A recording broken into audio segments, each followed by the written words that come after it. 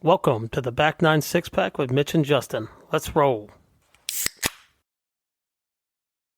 Hello and welcome to episode 146 of the Back Nine Six Pack. Tonight we're going to talk a little bit of our own golf, U.S. Open draft and preview, and then we'll head over to the patio for Patio Beers segment. My name is Mitch, joined as always by my esteemed colleague Justin. I just realized I usually have like a cold open for the show. I didn't have anything for tonight. How are you? You know what? We've officially, I think summers, I'm starting to determine summers might be busier for kids than like the actual school year. At least maybe it's just like the age of my kids. Like we've had camps, we've had I'm looking at our June schedule, like our shared schedule, and I'm like, there's really not a day. This is like our last day until like the end of June where we have like absolutely nothing on the schedule. So, yeah, kind of crazy. So we've got our summer's just pet.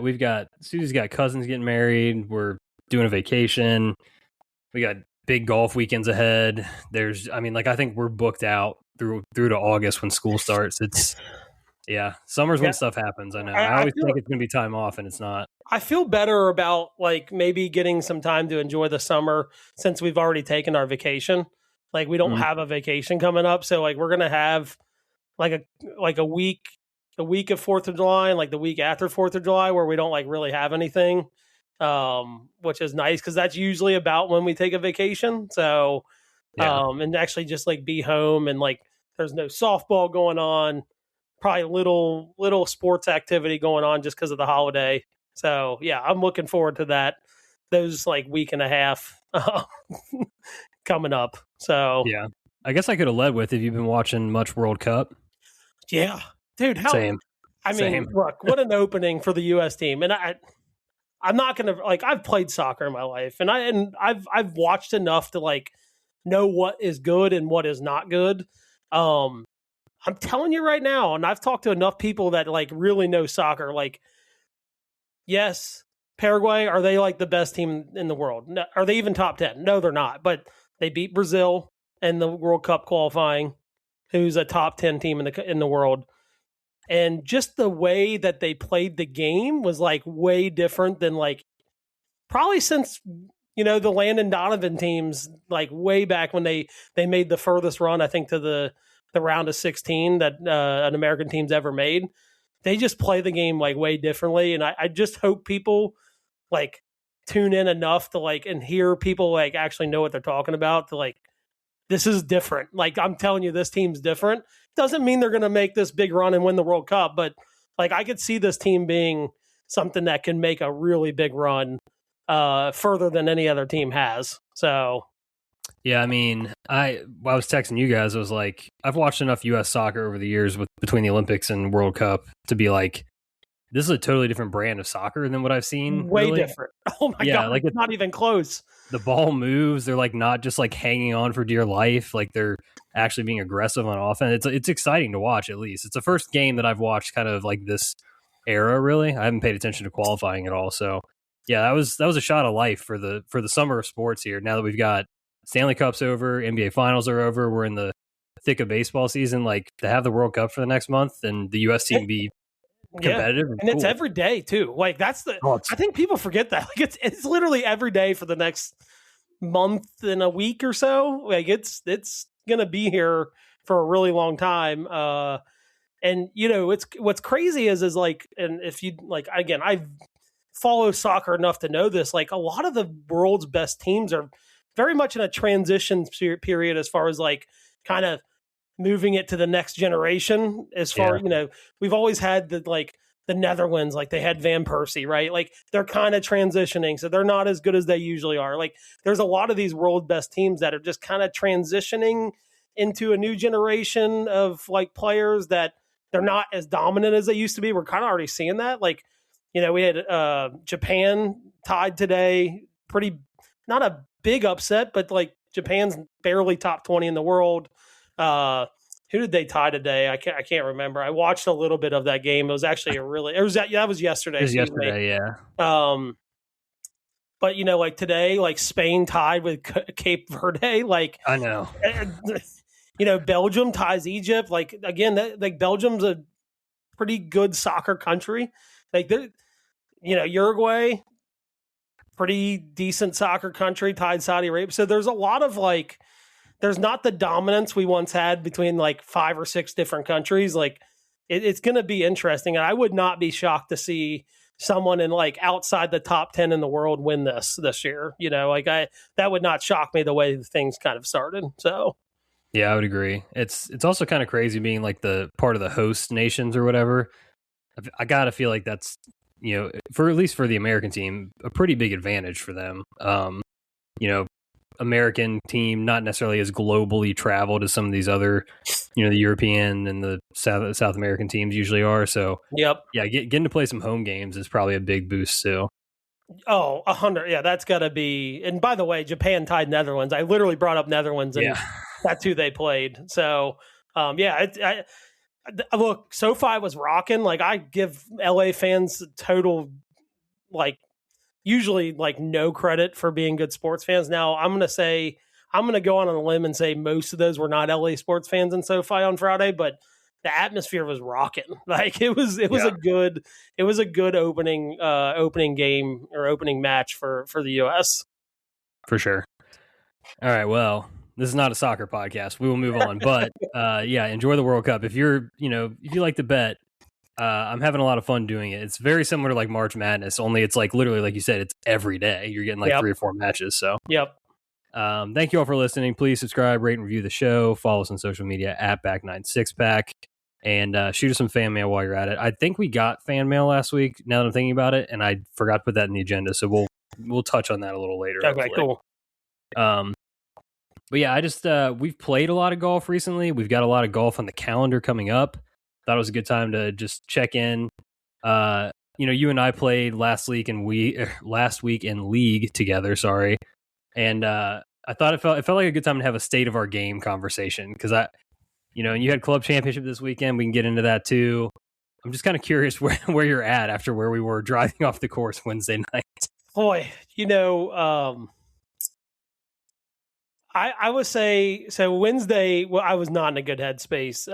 It's funny that we never get paired in league together. We get paired in league literally 3 days after coming back from a golf trip in which we played 3 days together. I'm telling you right now, the way I played on Wednesday, if I didn't have you with me, it would have been an utter meltdown. It was already kind of a meltdown mentally. But I don't know. I think going in the wind, it was a lack of confidence. I mean, we played some hard golf courses. It can eat away. It can eat away at your your mental state and your confidence. And I'd say golf is 70% confidence.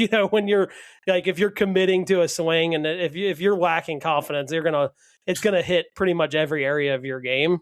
So going into Wednesday and then really going in playing my regular game on Friday, the confidence was just not there, not even close, and had a little bit of all right, we got it back a little bit on Friday. I started out 5 over through 5 holes and, played 5 under after the 5th hole and got it back to evens. I was and hit some pretty good shots. And so I felt I kind of got the confidence back pretty much everywhere but putting.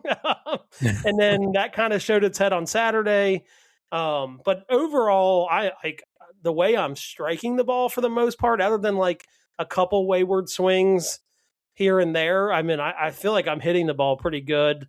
Putting seemed to take a turn for the better yesterday. Just kind of getting some of the confidence back and just thinking less on the golf course, about the swing, right? You want to think where you want to hit the ball, but and kind of commit to it. But there was just a lot going on in my head. When I kind of thought back on Saturday's round, Saturday evening. So we kind of just try to go out there and be an athlete, kind of thing. And I definitely played better on Sunday. So, but we'll get into the club championship in a little bit. But overall, I think my game's in a good spot. If I can just cut out the big wayward swing and I have one around, I think we'd be in a really, really good spot. Yeah, I think your if you don't mind me airing you out, your quote Wednesday night as we're driving up was golf is just not fun right now. It wasn't. It's that's the only way I felt. Like there was Yeah. no other way to say it. Like, and it wasn't even because like I was playing bad. It was just like my mindset going into it was not fun. Like, I don't know. It just wasn't fun. Like, and I tell you what, the first 5 holes Friday, I did not have fun. I was contemplating paying my $40 to get out of the game and just quit, like walking off and just like saving it for another day.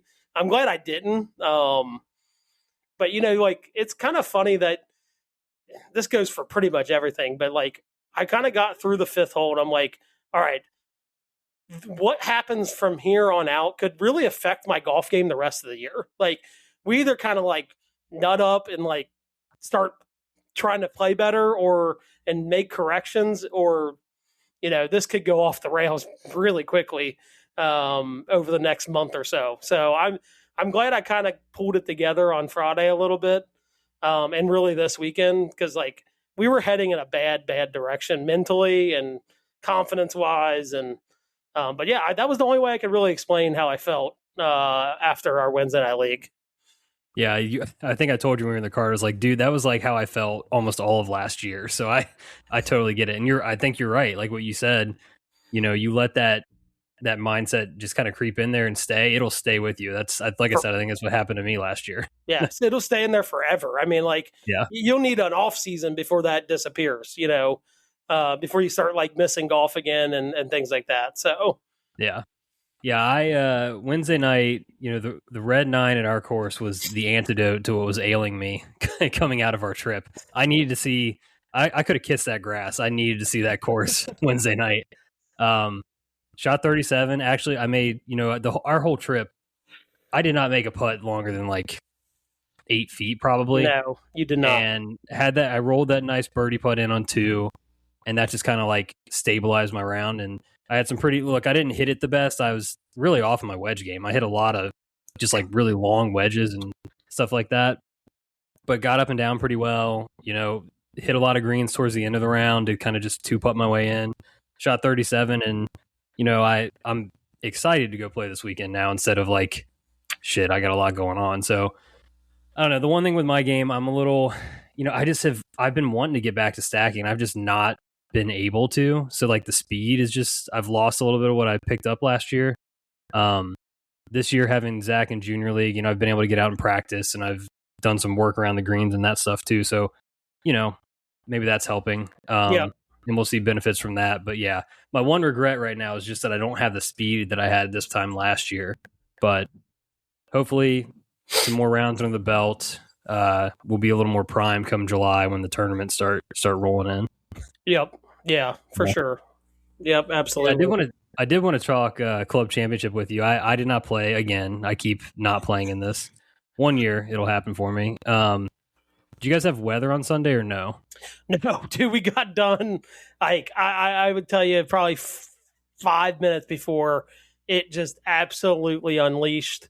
Yeah. We got really, really, really lucky. Like I was on my last TV, and like you could kind of see it building out there. Mm-hmm. You're like, all right, but like we have this like rule where if you can still see this like cell phone tower out in the distance, like you're good for the time being. Once you don't see that, you better start heading for the hills. Like that means it's going to rain there. And I could still see it. Kind of poked my head out after we were done. Like I was sitting on the patio and I poked my head over and I'm like, oh shit. Like the last group just got done. And I'm like, I was telling people like up by the patio, like that were making the turn. I'm like, you do not want to go back out there. Like you're going to get stuck. And they're like, really? And I'm like, oh yeah. Like it's going to be here shortly. And like, not even like 4 minutes later, it was just like unleashed on the golf course. So, but yeah, we got lucky on Sunday. Sprinkled a little bit here and there, but not much. Yeah. Okay. So Saturday, take me to Saturday. Let's run through it. How to go. Give me the birdies and bogeys. Well, I mean, it was like so let's put it. So I got up and down for how bad I was putting. I actually got up and down. I've got my stats right here. I think on Saturday, I got up and down like 4 or 5 times. Like for Yeah. how bad I was putting. Now, I will say I hit some pretty good chip shots to where it was like, I didn't like have like 8-footers or anything like that, Sure. but it was funny. We got paired in twosomes. At least the first 2 groups did. I played with Joe, who we know really well, and after about 5 or 6 holes, he goes, "Dude, you are living in that like 4 to 5 foot range," and that's like after like 6 holes, I was like, "Yeah, I'm well aware." Like, and it was like lag putts, chipping, Yeah. I missed a few greens in the beginning and like was kind of struggling to get that on track, but like I was living in that range of like just statistically speaking, as an amateur golfer, like even the best amateur golfers are only making those at like a 70% clip. So like even if you make your first 3 or 4, like eventually you're gonna find your way back to the average, right? And I started out the day with a 3-putt, and that just became the theme. I mean, I had 7 of them. So it was, 7 3-putts, and I got up and down 4 or 5 times. So there really wasn't like outside of that stuff, like there really wasn't like a lot of. It was either 3-putting or getting up and down, or I think on the greens I did hit, I made birdie. So it was like it's kind of one of those things. It was like very few holes that I hit the green and just 2-putt for a par. So yeah, that was kind of the theme of the day. Just 3 putts just killed me, and I shoot 75. I get done and I'm like, I had my one wayward swing I kind of told you about. We ended up finding the ball. I ended up making par. I made this up and down. I'm like, you could give me 1,000 balls. There's like 0% chance I'm getting that up and down. Maybe one other time, maybe. And I hit it to like 8 feet and made the putt. But the one wayward swing, I make par. I can't even blame it on that. I can't blame it on a big number. It was just like death by 1,000 cuts with the putter. Some would start telling you that the Y word was starting to creep into my head a little bit. No. I did have a 3-footer that I'm pretty sure I didn't even hit the hole on on the back 9. So, it was just, it was good and bad, right? Like you look at it and you're like, wow, putting could not have been worse, but it's like, I still shot 75. Like could have been way worse than that. It could have been an 80, like it could have been really bad. So that's how Saturday went. And I found myself about 5 shots back. The low was 70 on Saturday. We had 7 guys between 70 and my 75, which doesn't happen often in our club championship. Usually there's like 2 or 3, sub 75 rounds, and that's about it. But we had 7 guys in that range. So, So that was Saturday. Okay, so what? Anything change on Sunday? More of the same? How'd that go? So Sunday, it was kind of one of those things. I found myself in a headspace of like, I'm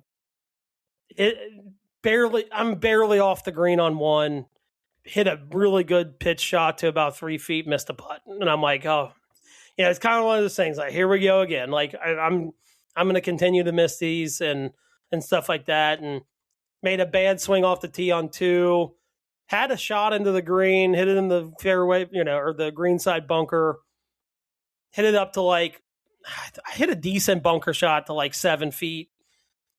Didn't even really scare the hole. I actually blew it by like 3.5, 4 feet. So I'm like, but I did make that comeback. And as crazy it is like, I know it was for bogey, but I made that putt and it felt good coming off the face. I'm like, all right, maybe we found something.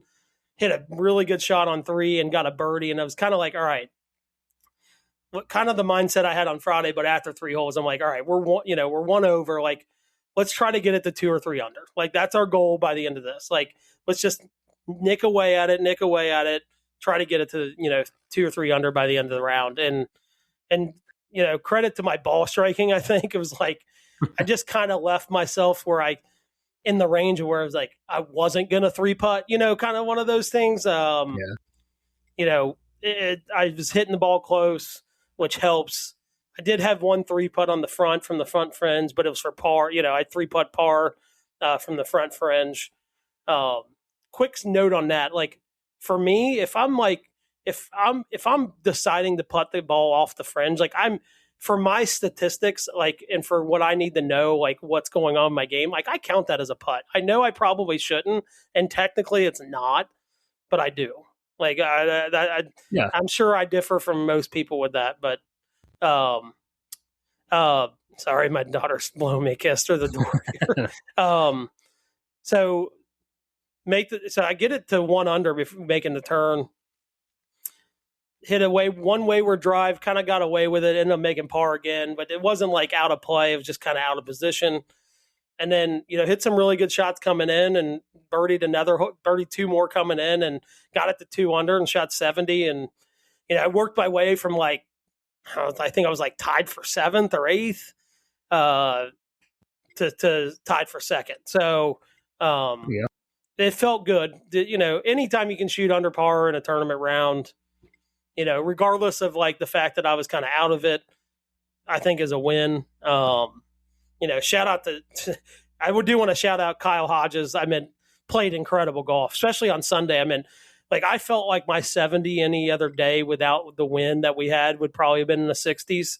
Kyle went 70 and shot 67 on Sunday, and some pretty hefty wind on the back 9. So, that's 7 under par for the tournament. So that's really, really good playing.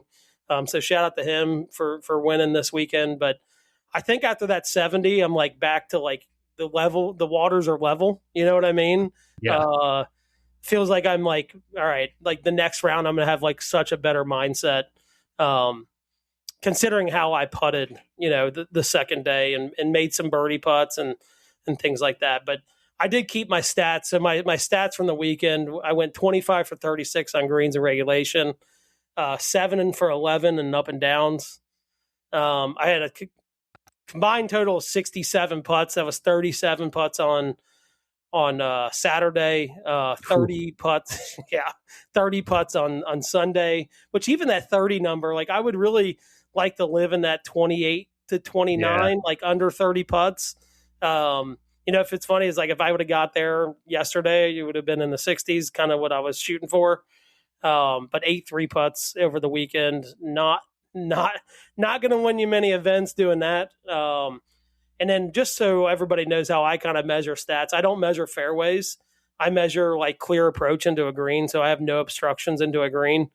That's, whether that's like left of the trees or whatever, like, to me, if you're missing where you should miss, like you should have unimpeded, approach shots in the greens. So I went 24 for 28. So not many times where I was like out, completely out of position with no shot at the green. And just so I don't count par 3s in that. That's why the 28 number. So, but yeah, so all in all, like not the worst ball striking day or weekend. The putting just really held me back. So yeah. I think it was Wednesday night where you had more putts than full swings. It's just tough. I had 7 putts in the first 2 holes. Yeah. 4-putt followed by a 3-putt is not what you want to have. No. And the biggest change I made on Sunday with the putting, I was just like, we're going to put the ball down. We're going to pick out a line and hit it. Like if it goes in, it goes in. We're not thinking about results. We're thinking about picking out a line, putting the line down, putting it, like nothing else. No, I told you I was trying to work on putter tempo. Like it just was so much going on in my mind, like just freeing myself up, like not thinking about where my putter stroke is and is it going inside? Is it going outside? Like just putting the ball down and hitting the putt. Like, It always comes down to being an athlete, right? Yeah. That's really what taking the results out of shots, right? Like if you hit where you want to hit it and it doesn't go in or it doesn't do what it is what it is. Like if it was a bad read or like, we're at the end of the tournament on Sunday, like it could have been a footprint, right? Like the ball should have maybe broke, but it didn't because, you had 150 people step there all day. So, I just taking results completely out of it and just hitting the ball how I wanted to hit it and just live with the results. That really freed me up, especially on the putting green. Yeah, the thing with tempo, like when you try to focus on it, like it sounds like a good idea, but then it all of a sudden becomes, okay, I took it back too fast, and now you like You try try to to slow it down. compensate. Yeah. Yeah. Yeah. That I mean, all of a sudden you're like in like you're saying, mid stroke thinking too much. It just, you just kind of, one thing that I've really, take it for what it's worth, but like with putting, when I do practice strokes, I take one, but then I'll take like a couple where I'm looking at the hole and I'm just like trying to visualize the distance. And I feel like that has always helped me just in terms of like, it's the same thing when you're throwing, right? You look at the target, right? And then you can just judge it from that. So yeah, that's something I've always more tried to focus on than worrying about like tempo of the stroke or whatever else. So Yep. Yeah. I just felt like the tempo thing was really throwing me off on lag putting. It was just, where like you just said, you're kind of eyeing something like this is how hard I had to hit it. I was like so focused, like, all right, well, am I getting too long? Like, it was just throwing too much into like just seeing the hole and like, just hitting it how hard I think I need to hit it, right? Like it was just putting way too many variables into the equation. So for sure. Well, I'm glad I got to carry you through your valley on Wednesday. Hopefully, it feels like you've maybe ascended back out the other side. Hopefully, so at this point, that feels like rock bottom. Wednesday feels like absolute rock bottom. So good. Glad I was rock bottom there with you. That's fun. Some upcoming golf stuff. I know, shout out to Nick, Aaron, and Joe. We're throwing it back and going to play Whitewater on Friday. I don't think I played there in like 10 something years, probably. So like that's our, look for people that are local. That's our home course from high school golf, and feel just like a feel good kind of thing. Go check that back out. And then we've got a little Father's Day game. Again, shout out to Joe for piecing that together. Sunday morning, we'll get out and play some golf. I think we got like a group of 16 guys or something. And so I'll see you out there. Gunth will be making an appearance. We'll have a Bigfoot sighting on the course. And we're going to see him 2 days in a row, by the way. I'm psyched. I know. I'm so excited to see that. I'm excited to see him on a golf course first thing, but I'm excited to see him twice this weekend. We can go christen his pool and then play 18 with him the next Justin day. Eper Memorial Slide is what we're calling it. So I can't wait to take my first ride down the slide. We should get a plaque for that bad boy. Just like I'm going to get a plaque for the creek on 6 White. So yeah, that too. Yeah. Do you got any other golf coming up? I don't know. I'm looking forward to Father's Day. I unfortunately couldn't join you guys on Friday. But man, it's going to feel good to get up on Father's Day and go maybe some breakfast, a little Waffle House, maybe, possibly, definitely. See you there. Yeah. And then head out and play a little golf and then get back in time to watch the final round of the U.S. Open. It's a tradition unlike any other. Yeah. Even better when that's a good transition. Even better when it's a course like Shinnecock, which I'm just super pumped to see. We've talked about, I think we've even ranked, rota courses or whatever here on the show. Shinnecock, just seeing it again, like, I don't remember where I ranked it, but it might be my number one U.S. Open site. It's up there. It's kind of, the Monday before the U.S. Open's always interesting, and you start to see the videos and not a lot of rough videos because if you don't know, like kind of different, kind of like a Pinehurst setting where it's like, you've got some rough, but then you got like wildlife area. I don't know what you want to call it. Waste bunkers or whatever. So not a lot of that, but a lot of look how fast these greens are. Apparently the wind is supposed to get even stronger as the week goes on. So always cool to see those videos come out starting on Monday. Yeah, like the sight lines of that course are unbelievable. The clubhouse is amazing. Just, the classic New York design, one of the oldest, clubs in the country, like just everything you want from a U.S. Open, I think. And Michael Kim was tweeting about it today. He shows up today and he was like, it's just got like a really cool vibe. Like, he showed up to the whole club's just got a cool vibe to it. The sand's got like essentially like ocean sand. Like it's got like rocks and shells in it and stuff. So yeah, it does have really cool sight lines. I think the par 311 has got like a really cool setup, like as far as like just watching it on TV, kind of hitting back up the hill. And it's a diabolical green because it's only about 155 yards. So I agree. I'm looking forward to we haven't had one since 2018 at Shinnecock. So definitely looking forward to it. Yeah. So, we've been taking a different approach to previewing these majors. This is now our third different draft style we're going to do. I think I want to give a shout out to Kent. I think Kent was the one that suggested this idea. So last time we had a little bit of trouble with the salaries and the auction, and I didn't take a player for like 3 picks, and we got down in the end. It was just like I was naming names or whatever. So it was suggested to us to do sort of like a DraftKings like DFS style draft where we have an actual cap and every player has its own value. We're not setting the values, that kind of thing. So that's what we're going to do tonight. I literally ripped the pricing from DraftKings, worked with Claude, my best friend now, to create a spreadsheet to help us do that and do this draft. So that's what we're going to do. We're going to do it live here, which means I get to do the fun thing of sharing my what screen. Mitch is really saying is he had to change the game because I'm 2-0 is what he's saying. So that's absolutely what I'm saying. Yes. I can't win unless I keep changing the game.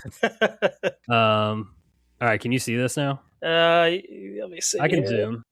Okay. I think I can too. There we go. Yeah, I can see it now. Okay. So we're basically creating DraftKings lineups. We both get 6 picks. We're going to do the snake style. You have honor of first pick since you are the defending champion. But yeah, we've got a salary cap of $50,000 and every player has their own price. So you can go anywhere you want. You can go down to the scrubs if you want to start with a scrub. You can start one of the studs. However you want to think you want to build this team. We're going to have a running cap. You are the blue, I believe. I think I'm purple. So just watch your cap number to kind of get a sense of what you're working with still. All right. So I'm going to go. My first pick's going to be. So I saw this stat today. The last 2 winners at Shinnecock coming in had 1 U.S. Open championship and 6 major top 10s coming into this, coming into a U.S. Open at Shinnecock, and then ended up winning at Shinnecock. And the only other one that fits that category, Matt Fitzpatrick. 1 U.S. Open, 6 top 10s in majors. So we're gonna put him on the board for Team Justin right off the bat. I think I'm becoming a Fitzpatrick brothers fanboy. Maybe slightly after. I think I had both of them in the PGA. So yeah, so you just blew up my whole draft strategy here. This Matt Fitzpatrick was going to be my second pick. And so now I'm in a bit of a blender already right off the rip. So you're already in my head with the drafting again right off the start. Yeah, that's a fantastic pick. I just think U.S. Open obviously is going to be a grind in most scenarios anyway. One at Shinnecock, like I think Fitzpatrick's just got, he's just solid all the way through the bag. And I trust him to continue grinding it out when other guys might, kind of fade or whatever. Yeah, tough mentally for sure. Yep. Yeah, that's tough for me. I'm gonna have to think hard on the second pick. I would be remiss if I did not have Mr. Rory McIlroy on my team. That is my first pick. I just think when I'm looking at the board, there's plenty of good players playing well. Someone else that I trust through the bag, like. I just keep thinking about like who's going to make putts, who's going to get up and down, like all this stuff. And it's like every one of these guys at the top, you can kind of poke a little bit of a hole in something they're doing. Like, Scotty hasn't seemed fully there with, the short game this year and the putting. Rahm seems like a, major to major proposition if he's going to be in the top 5 or he's going to just miss the cut.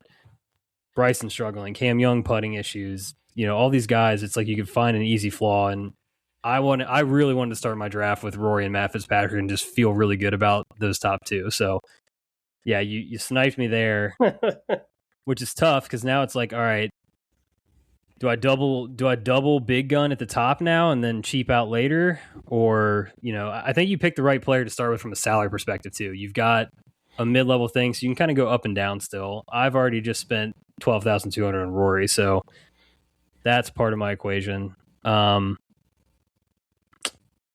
I was hoping to get this guy later, but I'm going to snag him now because I think you might be fishing in this pond too. I'm going to take JT. Okay. Kind of was on my list. Not who I was going to go with next, but he was definitely like if he's there on my third pick, like definitely going to take him. But yeah, if you didn't take him now, he was going to get taken in the next two coming around here. Got really good form of late. He's one of the few guys where I trust him when like stuff gets really hard, that like he could go shoot the best score of the day kind of thing. We just saw that at the PGA where he, made a serious run at it until, Aaron Rai got hot late. Like he was the clubhouse leader for a very long time after a really good Sunday. And, I trust his short. Like the putting can come and go, of course, but like he's one of the best wedge players on the planet. Yep. And there's, one thing about Shinnecock, yes, there's, the heather, the native areas like you talked about. The rough is thick in spots, but it's playing a little wider than traditional Shinnecock has. They just did a big restoration back to kind of the original design. So a little bit wider fairways. That gives me a little grace off the tee with JT. And I trust him to grind it out and keep it on the planet, hopefully. So, yep. That's my second pick. And now you've got two back-to-back, sitting pretty with Matt Fitzpatrick. I'm really terrified where things are going to look when he gets back to me here. Yeah, so, the guy's showed enough. He's finally showed enough to me. I know it was a little bit of a rough weekend. Last couple weekends were kind of rough. But I'm going to go with Brooks Koepka. Interesting. There's nothing like going back to a course that you've won on. I know he's a slightly different player than he was, but that was like prime Brooks Koepka, like, the killer Brooks Koepka. But man, maybe something gets stemmed in him, playing back at a course he's won at. So he'll be my second pick. I wanted to come into this week being big on Brooks. You may have missed this even because you play the club championship. He's got some kind of like wrist or hand thing going on. We'll fight through it. He withdrew Sunday and said he couldn't even grip the club. So we'll see. Yeah, we'll see. But I don't know. I find it hard to believe he's gonna drop out of a U.S. Open, given his stance on like where he's at with like being eligible and things like that. So yeah, I think he's gonna try to tough it out. And then I'm going to go with man, it seems so cliche to do this, but I've got to go with Cam Young. Okay. New York. I need someone up there because I think we're going to start digging deep here after this pick. Yeah, Cam Young is like obviously the heater start to the season, won the Players, has been seemingly kind of off the map for a bit, but I could totally see him showing up at Shinnecock, being a New York kid, and the way he's played to start the season, I think he could probably figure it out. So yeah, I didn't know what to do with Cam Young, but I get the pick completely. Now what to do? This is where, so you've got like, don't trust me on my math, you've got around 7K left per player because you need 3 more guys. Yep. I've got around 7 point something left, so I can still wiggle room. But that's when Matt Fitzpatrick was like the key in my team. I hate you. I'm gonna dip down a bit for this first pick. This terrifies me because the putting is so bad, but just purely like ball striking, chipping, the form, I'm gonna take Siwoo Kim here. I don't hate that pick. He was probably where I was going next, to be honest with you. Yeah, I don't know if he's going to win because it seems like he can't win, but I mean, he's been in just fire form for almost his entire season. As long as the putting doesn't get too far away from him, I think he'll be around for the weekend for sure. Now, this is where the strategy of the salary comes into play, because it's like, do you grab someone else up top and then dumpster dive? Or do you go more balanced? I'm going to do a little dumpster diving right now to see if I can free up a spot later. We're going to go low. I'm going to go Harris English is joining the team. Oh, boy. There's a method to my madness here. Good, honestly, sneaky U.S. Open player. He is, yeah. And has been sneakily playing really well, too. 13 out of 14 cuts this year, and I'm pretty sure I looked earlier, I forget what the finishes exactly were, but lots of top 20s and things. It's a guy that, again, I trust through the bag, hits it well, keeps it in play, good putter. We're just going to see if those those two lower end picks hopefully can like establish my baseline, and then I've got some room up top still. So, all right, I hate myself for taking this next pick. Because he's not very mentally tough, and that things could go sideways. It kind of feels like he's catching a heater right now. The way he's played, I've got to go Wyndham Clark, and I hate it so much that I'm taking him on my team. But God, is he on? He's just playing too good right now. he is. And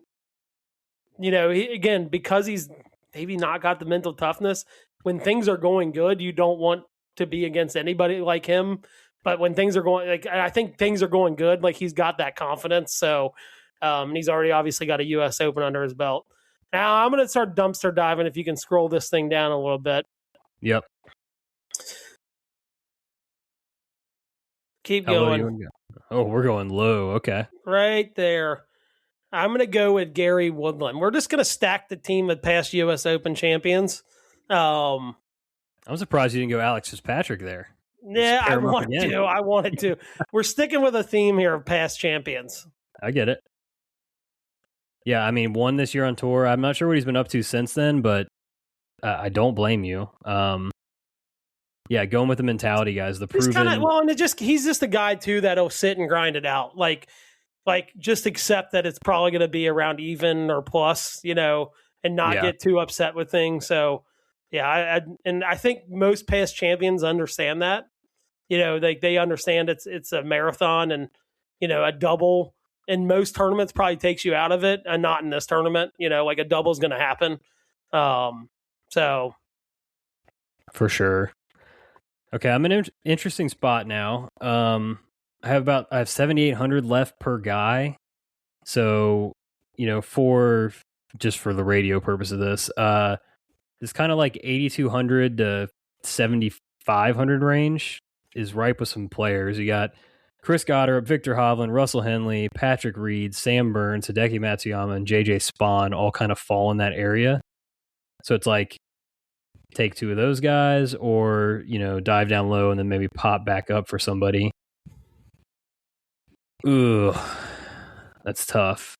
I can't really get to the nines because that leaves me with like a true dumpster dive. We're talking like I might be picking an AM or somebody else. I think I'm almost in that boat of like I'm going to be.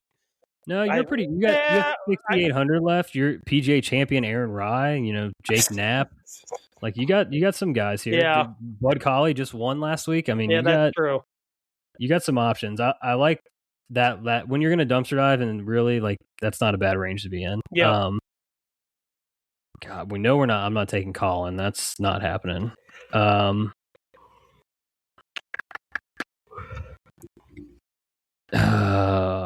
think I wasn't planning on doing this, but you're painting me into a corner here.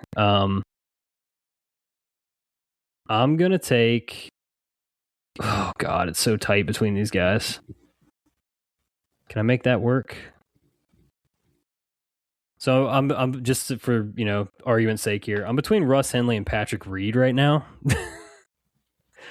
and it's like, Henley obviously just won recently as well. Keeps it in the fairway, good putter when he's on, but Reed's like the ultimate grinder. It's like if this thing gets really tough, that's maybe a guy you want in your corner. But God, dude, he's just not playing any golf. He's literally just like playing the majors. I don't know if I can have that on my team. I don't want somebody coming in cold. I'm going to take Russ Henley, and I'm probably going to regret this eventually, but we're going to take Russ. And that leaves me with 7,600. Was not planning for this to be where I was at, but I'm going to take a former U.S. Open champion, the defending U.S. Open champion. Yeah. JJ Spawn here. Feels like just a nice, solid player. Hopefully he has a good putting week. $100 left on the table for your boy. And I've got 6,800 remaining for what? One more? For one guy, yep. Man. You're looking Aaron Rye and below. So Rye, Knapp, McNeely, Smalley, Nikolai Højgaard. There's a lot of guys here. Jason Day, Ricky Fowler, Bud Colley, Akshay. I'll tell you what, this is hopeful thinking. Give me Ricky Fowler. Whoa. I like it. for the fun at least. Yeah, that's a total heart play. I picked Wyndham Clark out of angst, and so I gotta give me somebody I can root for when I've got someone on my team I'm not really gonna root for. So there you go. All right, well, I'll round out the teams, and then I do want to talk some more players we didn't get to because of the format. This is put it in the wrong places for me here. We're gonna have to do some moving around. My formula's Claude let me down. All right, so I've got Rory McIlroy, Justin Thomas, Russell Henley, JJ Spawn, Siwoo Kim, and Harris English. You have Cameron Young, Brooks Koepka, Matt Fitzpatrick, Wyndham Clark, Ricky Fowler, and Gary Woodland. Sound right? Yep. Okay. Yeah, this totally botched it. Thanks, Claude. We'll figure that out later. But those are the teams. In terms of other guys, we didn't even talk Scotty Scheffler. He was $14,900, which was $2,700 more than Rory. Felt like just the right play to not take. Yeah, that's a lot of money for a guy that seems to be pouting around a golf course like I was on Wednesday. Yeah, we didn't get to talk much. The whole kind of had a flare up with Ted Scott and some club selection stuff at Memorial. I don't know, just the vibes seem a little off, right? Yeah, and it's funny is we saw when we were on our trip, we saw that shot live, and it was kind of one of those things. It was like, he was like he hit a bad shot, and then next thing you know, it's like Ted's taking the brunt of it. He pulled it like 7 yards left of probably where he wanted to hit it, and it's like I don't know how that's Ted's fault, but he's just been pouty. You never know. Like these guys are people too, and like you don't know what's kind of going on in his life behind the scenes. But man, not a lot of good vibes there. Not the Scotty Scheffler we're used to seeing. So that felt like a lot of money for someone that I'm not super confident in. Yeah, I'm gonna blame the second kid energy. Just like it's different ballgame, man. That could very much be the case. He's having to do a little more than he was before around the house. Meredith's not. She's like, I'm not playing zone defense. You're gonna help out. So yeah, we'll see on that. He's going for the career Grand Slam, which is kind of wild to say. Very obviously he's the favorite for the tournament. Like very good chance to complete it, which would be kind of crazy that we get to see two in back-to-back years happen if it does. Yeah. I don't think there's many better course fits than Scotty Scheffler at Shinnecock. So like, obviously definitely can happen, but yeah, I'm with you. The price and just like a few questions more than you want to have to ask. That's why I didn't take him either. Probably take these two guys in tandem, Rahm and DeChambeau. I'm going to start calling him DeChambeau instead of Bryson. He doesn't get first name privilege anymore. Well, I'll tell you, I'm going to call him Bryson. But if there's a course fit from a standpoint of like you can kind of just blow it anywhere, we kind of saw it at number 2 a couple years ago when he won. Wingfoot, same thing. Not a lot of like harsh penalties for kind of missing some tee shots. Rumors of a driver change for him, maybe going to TaylorMade driver this week. So he didn't 3D print it?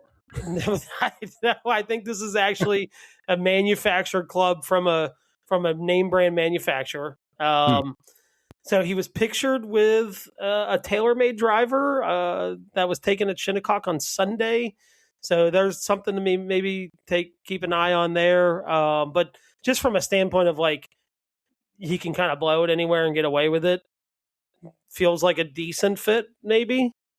Yeah, I could see it. I mean, yeah, I don't know what's all the live stuff and whatever else is going on. It seems like I don't know. It's like you're showing up here, you're one of the top favorites in the field, but it's like we don't know what the hell is going on in the background for any of these guys. 100%.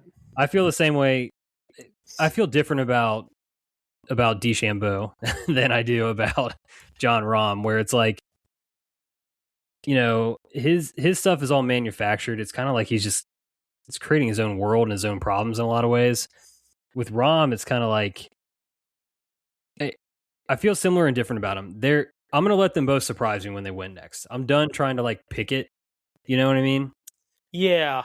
Because it's just like there's just so many circumstances out there that are like, Yeah, like I've tried to do with Rom. I feel like every time I'm like, all right, yeah, it's a Rom week, he stinks, and then when I'm like off Rom, now all of a sudden he's second place in the PGA Championship. Yep. So it's just like I'm not going to be there until whatever their golf future is more solidified, kind of thing. Yep.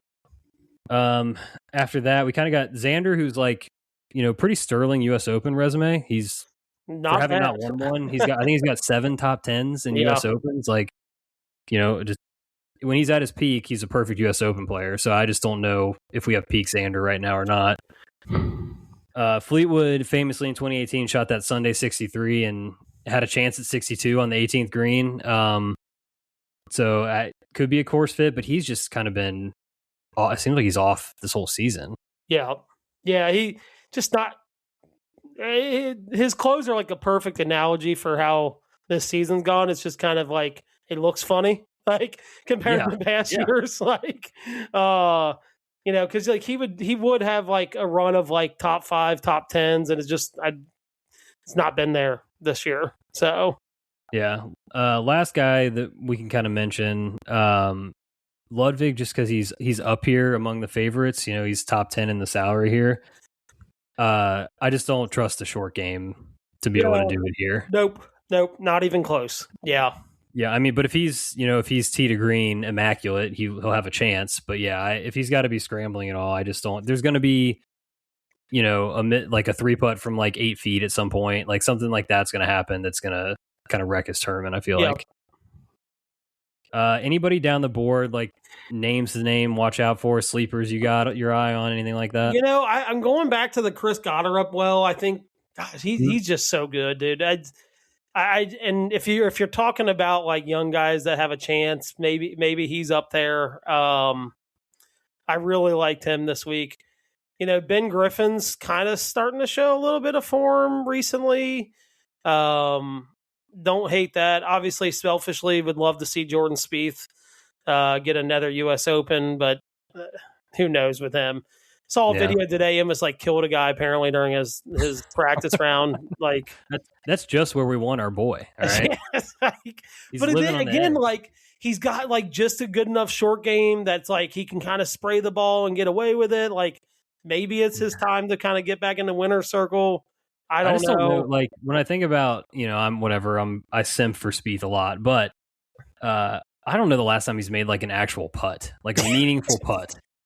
Like I can't even picture it. I feel like any tournament he actually makes the cut in and like finishes the weekend, it's like his combined putt total is like 100 feet because he's just tapping in all the time because he's never making putts.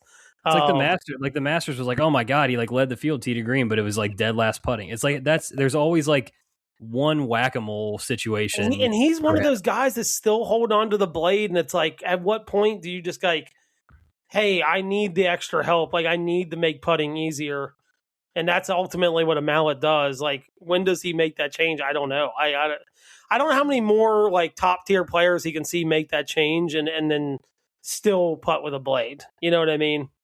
I don't know if he's holding on to the blade or his hairline harder. They're both. Yeah, he's grasping at both of them right now. Brothers just got to come home on both fronts, man. We're gonna go mallet and shaved head. That's what we need. When Spieth does that, then we're back. That's what we need. Yep. One name I'll shout out. I have no idea how he's been playing, but like when you talk about windy, hard golf course, like feels like Shane Lowry time. Yeah.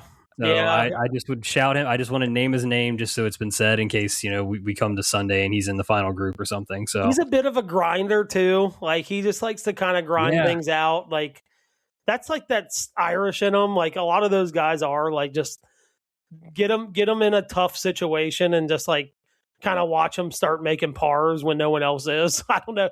Kind of sounds weird, but that's kind of what I think of like him and Matt Fitzpatrick, who's an Englishman, but just kind of like they're used to playing in tougher conditions and things like that. So, yeah, I'm with you. Any play or any final pairing stuff that you'd like to see? Knowing that Scotty's going for a career Grand Slam, like a Rory Scotty final pairing would be.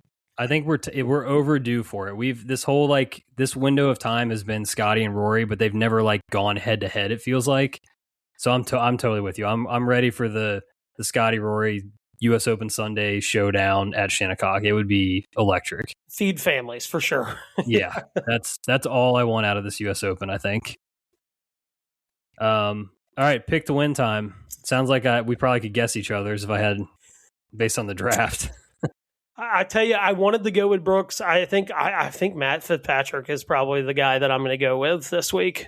I'm going to be betting Fitzpatrick. I think last I looked, he was 20-1 still, and that just feels like such a good number for his skill set, his form, his season he's had. He's already won a U.S. Open in the Northeast. Like, I think it just makes a lot of sense. I'm going to go with Rory. I think, he's made this big pivot to like, I'm here for the majors. He has a U.S. Open, obviously, but it was at Congressional, and it was like a soft course. He won by like 12 shots. This feels like exactly. This would feel like a validation of like, okay, yeah, he's like a U.S. Open winner kind of thing. Yep. So I'm just gonna, in the era of Scotty and Rory kind of hoovering this stuff up, I think a Scotty Rory sundown or showdown with a Rory win would make sense to me. Yeah, I'd love to see it. All right, patio beers time. Let's do it. I'm going to let you go first, though. That's fine. I got a really simple question. Don't even really know why I was thinking about it. Probably because I've been watching just a lot of sports and just noticing jerseys and whatnot.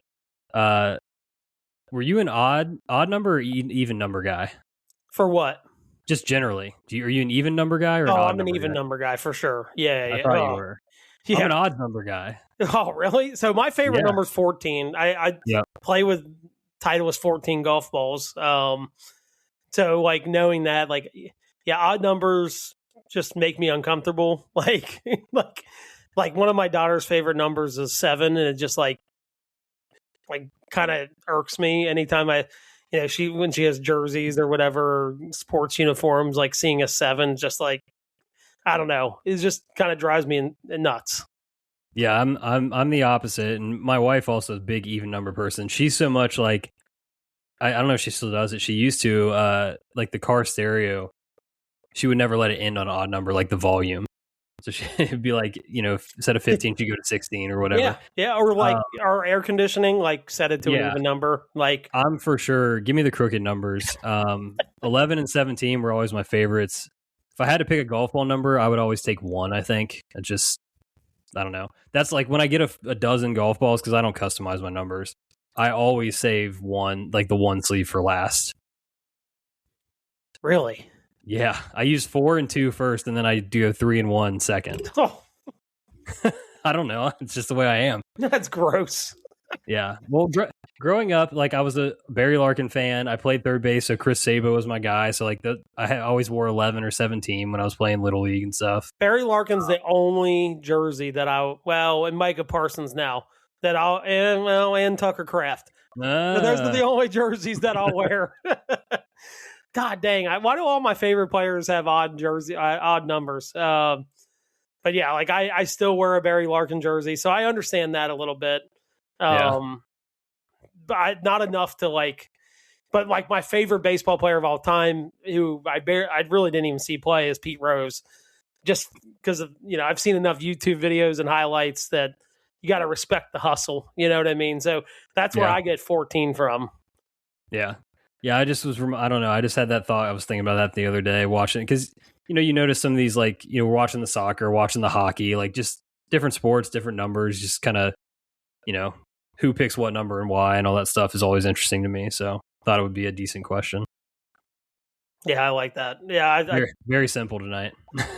Well, mine's going to be a little more involved here. Cool. This is a real life, am I the asshole situation. Oh, love these. And it happened yesterday in our club championship. So I kind of told you, like, kind of started seeing the weather build.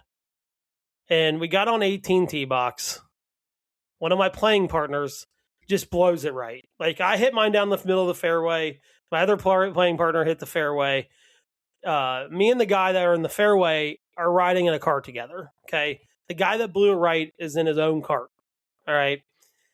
Our 18th hole. Well, 9 white, our 18th hole.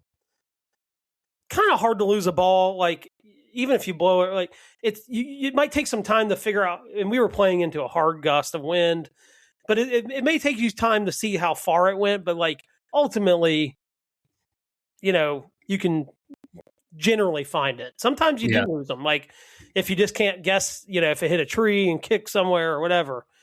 So we start to see the weather building. Group behind us never really pushed us, but they're kind of coming up 17. And I'm like, they were kind of like getting closer to us as we were finishing. And so we drive up and we see him looking for his ball. And we kind of spot one from where we were sitting, like, hey, there it is, like up on that hill. He was kind of looking pretty far up. I'm like, there's no chance. Like, I killed a drive. He's like looking even with ours. And I'm like, there's no chance his ball with the spin it had on it. I'm like, there's zero chance. And he's not short, but there's just the way he hit it into the wind was just zero chance he made it up even with my ball. So I'm starting to think like, okay, he found it. So I told my playing partner that I'm riding with, I'm like, hey, in an attempt to like kind of keep things moving here, like I'm going to get my laser. I'm going to walk up to my ball, get a number, and then I'll come back over. Well, when I'm up by my ball, like that wasn't apparently his ball. So like they're both driving around, like looking for it. Gets to the point where it's like, so I'm kind of looking back. I'm like, okay, they're both in carts. Like there's me walking over there is not going to do anything to speed this up. Right. Like just not like they're both zigzagging back and forth trying to find this ball. So I kind of like, he decides that like he's going back to the tee. I finally walk down to where my playing partner's ball is that I'm riding with. He hits his shot up. He hits another tee ball, kind of goes right again. And, my playing partner hits his approach shot. We drive up to my ball. We see him over there. He kind of just pissed off, hits it. And then I'm like, all right, so I'm going to hit my shot. So I hit my shot and we kind of drive up to the green. And he's kind of just ping-ponging this thing back and forth.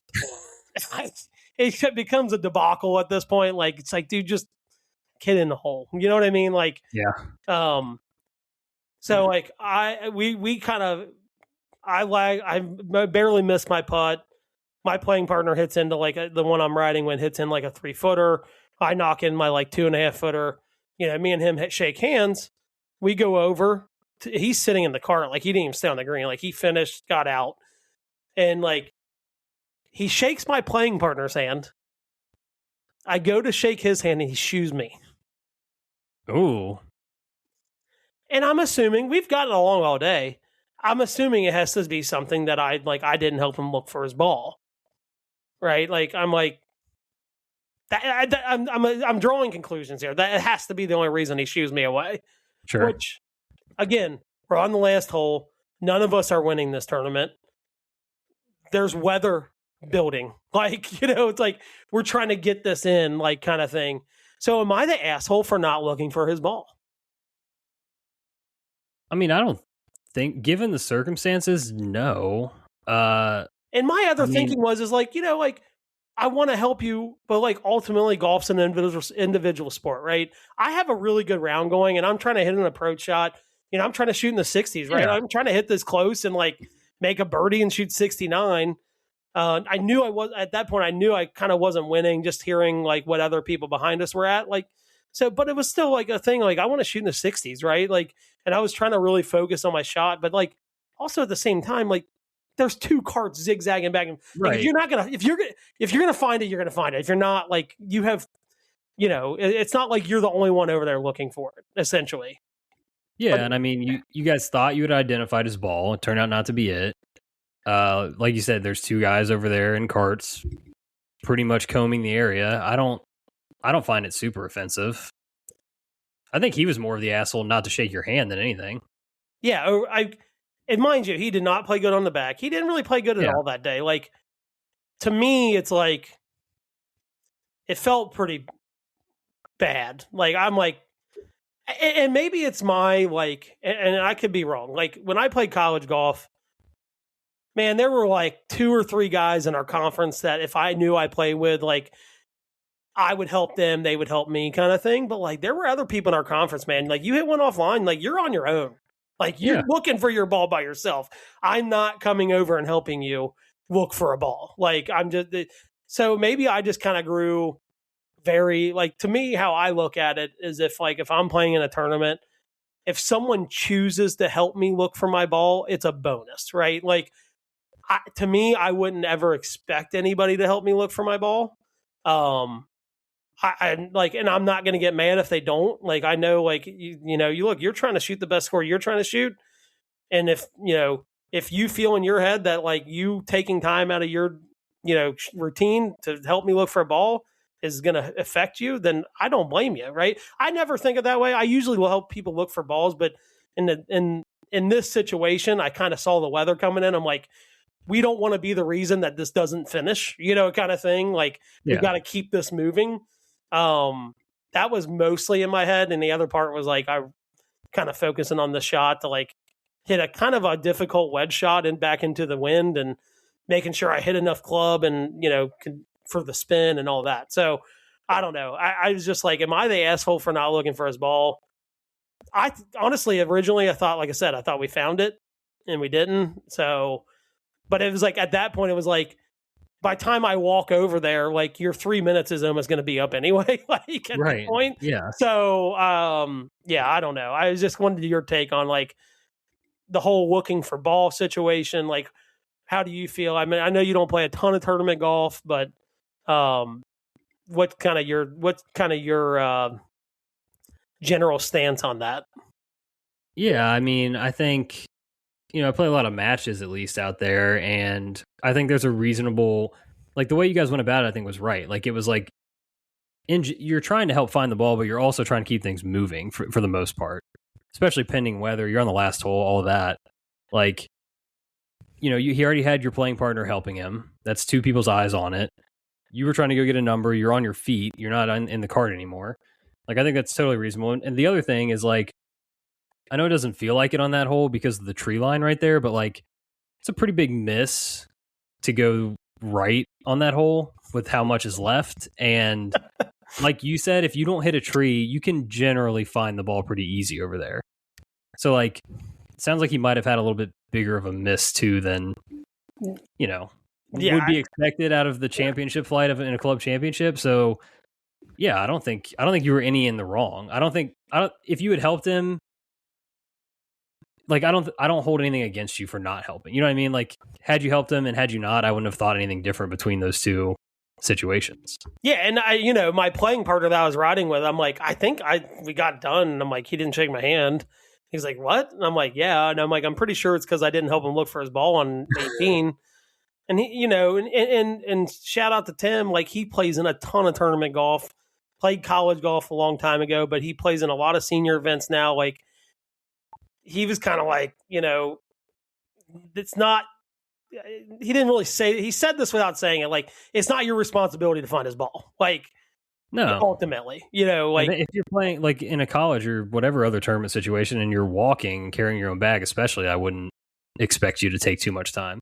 You do like a walk by on the way to your ball, but you're not, like, digging through the weeds for somebody. So yeah, you're in carts. That's the only reason that, like, maybe you would expect that somebody would come help you a little bit more. But yeah, that brings up in the second part of this question is, like, is there ever a situation that you would not shake someone's hand after a round of golf? It would have to be pretty extreme, right? Like, either some sort of, like, altercation between the two of you, or just, like, obscene, like, misbehavior. You know what I mean? Like, somebody, like, if they're out there, like, damaging the course, if their language is, like, over some lines, like, that would be the level of normal behavior that I think at some point I'd be kind of like, fuck this guy kind of thing. Yeah. Beyond, like, them literally, like, the two of you having, like, an actual, beef or altercation of some kind, then of course I'm probably not at that point. But yeah, it'd be a pretty high barrier to clear for me. That's what I would say. There's probably almost no barrier, even if I had a pretty strong disagreement with somebody or whatever. Like, yeah, I don't know. It just seems like there's very few things golf requires you to do, and I think one of the things is, like, shake your playing partner's hand at the end of the round. Is like one of the very few things that golf requires of you. Is it doesn't require you to look for your playing partner's ball. It doesn't require you to, like, help your playing partner out or whatever, or, do them a favor or whatever. But it's like, the one thing that is like, I think, an unwritten required rule of you is like to shake the guy's hand that you just spent 4.5 hours with, or 4 hours and 50. Yesterday I think we played in like 4 hours and 5 minutes. It seems like a very like low bar to just accomplish, is like shake someone's hand. Yeah, and if it was, I mean, him shaking the other guy's hand is tough, because then you could be like, oh, maybe he's just pissed about the way he finished or something. He just was wanting to get out. If he of there. didn't shake anybody's hand, right? Yeah. So it definitely was personal towards you in some way. That's and to take the time to like shoo you, like, you know what I mean? Like that's yeah. And the problem is like, so he kept my score. We had a little bit of a situation at the end, so he kept my score. He was the one that had my scorecard, threesome. So we kind of it was like a big clock, right? Yeah. And so he kept my official score, and I'm like, hey, like so at the end of I'm like, you just shooed me away. Hey, you got my score wrong. He marked me down for a par on a hole I birdied, and so I approach him. I'm like, hey, like this was a 3, and he's like, I kept your score right the whole time. I'm like, I'm not saying that is probably an honest mistake, like, but I had a 3 on this hole, and you marked me down for a 4, and then my playing partner is right there, the one I rode in the car with. He's like, yeah, he had a 3 on that hole. Like, thank God he was there, because I'm like, this guy would have just assumed that I'm just like trying to accuse him of something after what just happened. So it's quite the experience yesterday.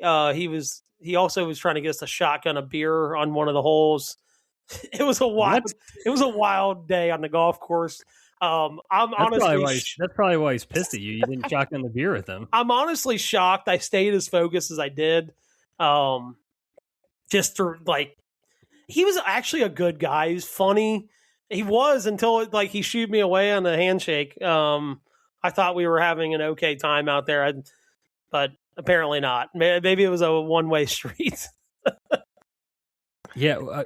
Follow-up question to all this is not related to this, but like, so the hats off handshake, is that your go-to? Do you take offense if someone doesn't take their hat off? I don't take offense if someone doesn't take their hat off. I do, but I don't take offense. Like, shaking hands is shaking hands in my book. You don't have to take your hat off. I'm not royalty or anything like that. You don't have to like take your hat off for me. I think it's a gentleman's touch to take your hat off. I think most people that play a lot of golf, especially like club golf or tournament golf within their club, like it's like the classier, respectful thing to do is to take the hat off. But I don't get offended. I've played with some younger guys that are like 17, 18 years old in these tournaments, and they just don't quite like have that exposure maybe of like taking their hat off, which I would never take offense to that. So yeah, I'm with you. I thought we had some fan mail, but I just looked and we did not. So maybe somebody texted us and I'm just thinking of that. But whoever that was, I'm sorry. I can't remember who or why we got that text. So apologies. That's why it's important. Use the link in the description. Yeah. I can find it easy. Yeah, exactly. All right. Well, I think that'll do it for tonight. Hour and 13 for a major show. I'm impressed with us. That's pretty good. Yeah, we're out of here before 10 p.m. It's rare these days. Rare, very rare. So yeah, so I'm going to watch the rest of the soccer and hang out for the rest of the night. But yeah, everybody out there, enjoy Father's Day weekend, the U.S. Open. Hopefully you get out for some golf. Subscribe, rate, review the show, all that good stuff. We appreciate you listening. And until next time, cheers. See ya. Thank you for listening to another episode of the Back 9 Six-Pack. Be sure to follow us on Instagram and Twitter at Back 9 Six-Pack for all your content needs. We'll see you guys next week. Cheers.